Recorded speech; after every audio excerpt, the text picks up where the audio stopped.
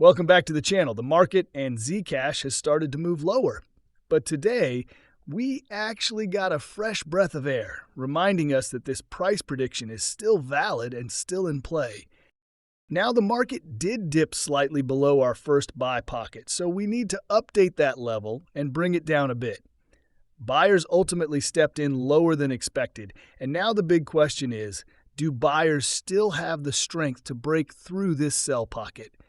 Because right now, this sell pocket is the only thing stopping price from stabilizing and making a run toward the next level. Before breaking it all down, let me remind you what we do here. We focus on price prediction, using charts to map out where price is likely trying to go, and where you'd know you're on the wrong side if price breaks through. In this case, that key downside level was around $365. Price came very close, but it didn't break. That's important. Make sure you stay connected as we continue navigating these cryptocurrency streets together. Today's price action. Now let's look at today's price action. First thing I'm doing is removing the old buy pockets and lowering this one slightly to where buyers actually stepped in. That's a very good sign. But let's keep it real. We were very close that stop-loss zone around $365. Today, buyers came back strong and the market closed up 14.31%.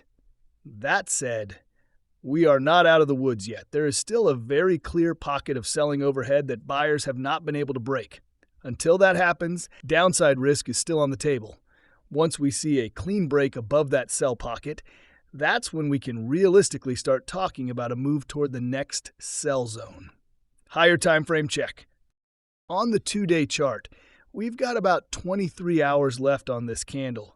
Ideally, I want to see price close near the high of the bar. Since we're sitting at a sell pocket, a strong close would give more confidence that buyers are still in control. On the 3-day time frame, the current candle is almost engulfing the prior 2 bars. That gives buyers a lot of momentum and confirms strength. The 4-day and 5-day charts are also looking constructive, though we still need confirmation before the next 5-day candle prints. On the weekly chart, things remain intact. No major damage yet. Lower time frame insight. Now let's zoom into the lower time frames to check for sellers. On the 3-hour chart, you can clearly see where buyers are stepping in. I'm marking this as a buy pocket for reference. If price breaks below this area, that tells us sellers may be regaining control. But if buyers defend it, that keeps the bullish structure alive. We've now added 2 buy pockets. Best case, price holds the first one. Acceptable case, price dips into the second but does not break down. As long as those levels hold, we're still in a constructive environment. Final thoughts. This is all about levels, patience, and confirmation, not hype, not emotions. If you found value in this breakdown, like the video, share and subscribe.